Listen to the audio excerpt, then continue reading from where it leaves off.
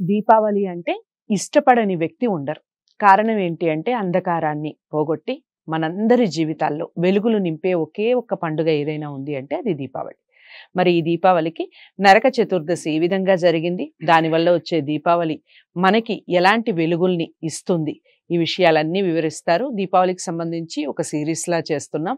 తప్పకుండా ప్రతి వీడియోని ఫస్ట్ నుంచి లాస్ట్ వరకు వాచ్ చేసి మీ అమూల్యమైన సలహాలు కానివ్వండి, కామెంట్స్ కానివ్వండి, కామెంట్ బాక్స్‌లో తెలియజేయండి.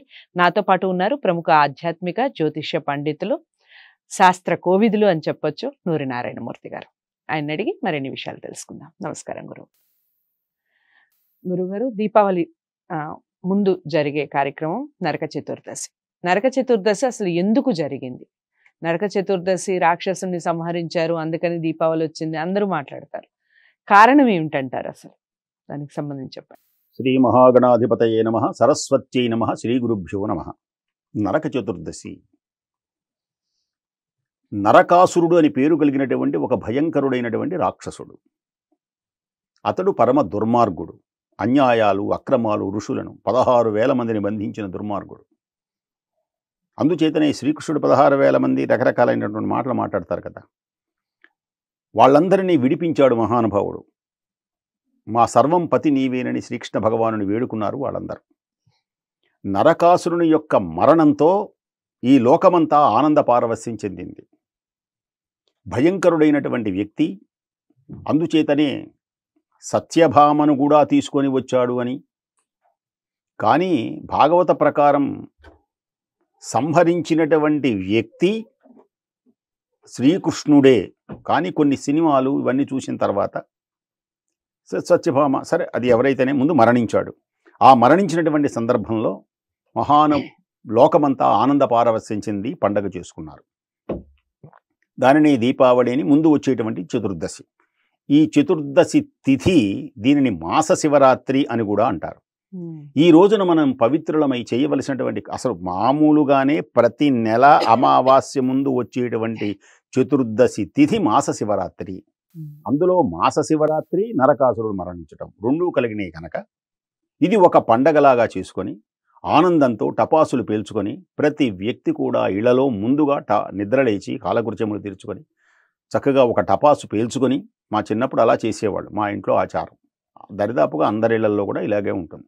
ఒక టపాసు పేల్చుకొని చక్కగా ఒంటి నిండా నూనె రాసుకొని నలుగు పెట్టుకొని అమ్మ దీవిస్తూ ఉంటే అత్త గడుపు చల్లగా అమ్మ గడుపు చల్లగా అని అమ్మ దీవెనలు పొంది చక్కగా అమ్మ వేడి వేడి నీళ్లతో స్నానం చేయించి చక్కగా కొత్త బట్టలు కట్టుకొని ఆనంద పారవస్యంతో ఉండేటువంటి పుణ్యమైన దివ్యమైనటువంటి రోజు నరక చతుర్దశి. ఈ రోజున ఉదయం చేయవలసినటువంటి కార్యక్రమాలు ఇవి. అంతేగాక పండగ గనక పచ్చని తోరణములతో ప్రకాశించేటువంటిది, ఆ వాతావరణం అంతా మనం కల్పించుకోవాలి. ఇంకొక విశేషం ఏమిటి అంటే చతుర్దశి తిథి కనుక చతుర్దశి తిథి నాడు కొన్ని అనేకమైనటువంటి ప్రదేశములందు ఆలయములందు శివార్చనలు జరుగుతాయి. ఎందుకని? మాస శివరాత్రి, మహాశివరాత్రి అని ఒక శివరాత్రి ఉంది, దాని పేరు మాఘమాసంలో వస్తుంది, అది మహాశివరాత్రి. ఇది ప్రతి నెల వచ్చేటువంటి మాస శివరాత్రి. చతుర్దశి తిథి శివునికి అత్యంత ప్రీతికరమైనటువంటిది కనుక శివాలయములలో ఆ రోజు రాత్రి శివాభిషేకం చేసుకుంటూ ఉంటారు, పరమాత్మని ఆరాధిస్తూ ఉంటారు. శ్రీకృష్ణ పరమాత్మని పగలంతా ఆరాధించి ఆ పరమాత్మను అనేక రకమైన స్తోత్రములతో శ్రీకృష్ణ జన్మాష్టమిలో చేయటమే కాదు, అసలు శ్రీకృష్ణ పరమాత్మని రోజు ఆరాధించాలి. ఆయన కేవలము ఈ దుష్ట శిక్షణ. అర్జునుడు అడిగాడు, నీ జన్మ యొక్క కర్మలు ఏమిటి? నా జన్మ కర్మలు ఏమిటి అంటే, మీకు జన్మించావే కానీ జన్మలలో చేయవలసిన కర్మలు ఏమిటో నీకు తెలియవన్నాడు. అప్పుడు అర్జునుడు కొంచెం కోపం వచ్చి, అంటే కోపమేం లేదులేండి, అనుమానం కలిగి, నీ జన్మలో కర్మలు ఏంటో చెప్పు అన్నాడు. సరే, నా జన్మ కర్మలు నాకు తెలియదు అన్నా, నీకు తెలుసా అన్న, నాకు తెలుసు అన్నాడు. మరి నీకెందుకు తెలుసు, నాకెందుకు తెలియలేదు? దీని పేరే మాయ. మాయ కమ్మటం వల్ల నువ్వు ఎందుకు పుట్టావో, నీ జన్మలు ఏమిటో నీకు తెలియవు. నేను మాయాతీతుడను కనుక నాకు తెలుసు నేను ఎందుకు జన్మించానో, ఈ జన్మలో నేను చెయ్యవలసినటువంటి కర్మలు ఏమిటో నాకు తెలుసు. మరి ఏమిటి ఆ కర్మలు అన్నాడు అర్జునుడు. అడిగితే 3 ఉన్నాయి.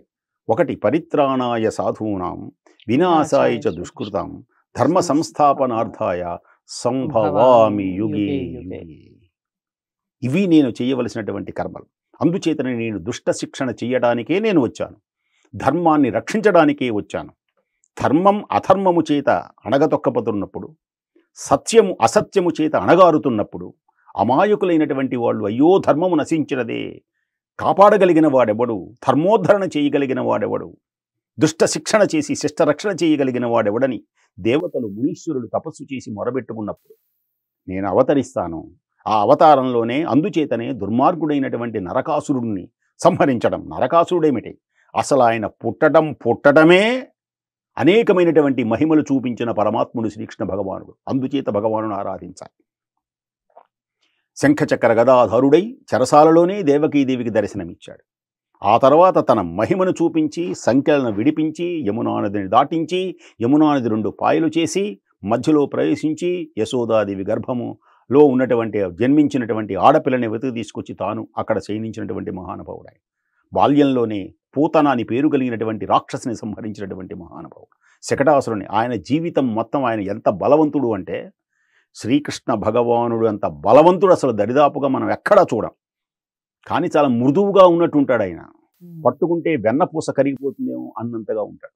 ఆ మహానుభావుడు ఎంత బలవంతుడు కాకపోతే బాల్యంలోనే గోవర్ధన గిరిధర గోవింద గోకుల పాలక పరమానంద గోవర్ధన గిరిధర గోవింద గోకుల పాలక పరమానంద గోవర్ధన. ఇంతటి కీర్తి పొందినటువంటి మహానుభావుడు, శిశుపాలుని సంహరించినటువంటి వాడు. ఆ మహానుభావుడు ఈ రోజున నరకాసురుని సంహరించాడు గనక లోకమంతా ఆనందించింది గనక ఆ పరమాత్మని, అంతటి శౌర్యవంతుణ్ణి, అందులో శ్రీకృష్ణ భగవానుడు ఎవరు అంటే కేవలం మామూలు వ్యక్తి కాదు. ఆయన యదుకులంలో పుట్టినంత మాత్రం చేతనే మాయ కమ్మి శిశుపాలులాగా మనం మాట్లాడకూడదు. ఆయన ఎవరు, శ్రీమన్నారాయణుడు, శంఖచక్ర గదా శోభితుడైనటువంటి మహానుభావుడు.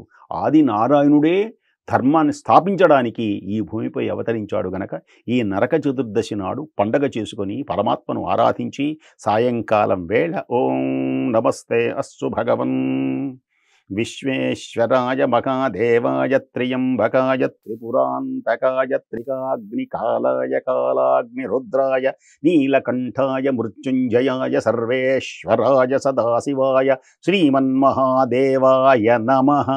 పరమేశ్వరుని ఆరాధించి సకల సంపదలు సకల శుభములు పొంది ఆ రోజున కూడా చక్కగా ఆ రోజు నుంచి మనం దీపావళిగా జరుపుకుంటారు చాలామంది. అలాంటి ఉత్సవము జరుపుకొని అందరూ సుఖ సంపదలతో అష్టైశ్వర్య భోగభాగ్యములు కలిగి సుఖించదరుగాక. స్వస్తి. చాలా చక్కగా చెప్పారు. నరక చతుర్దశి దాని వెనకాల ఉన్నటువంటి అంతరార్థం ఈ వీడియో ద్వారా తెలుసుకున్నాం.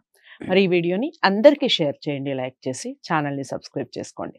తదుపరి వీడియోలో పూజా విధానం గురించి తెలుసుకుందాం. అసలు లక్ష్మీ పూజ ఎందుకు చేస్తారు, ఏ టైంలో చేస్తారు, ఏ టైంలో చేయటం వల్ల మంచి చేకూరుతుంది, ముఖ్యంగా మార్వాడీలు ఎందుకు చాలా వరకు లక్ష్మీ పూజని సాయంత్రం వేళల్లోనే చేస్తూ ఉంటారు. ఈ విషయాలన్నీ కూడా నెక్స్ట్ వీడియోలో తెలుసుకుందాం.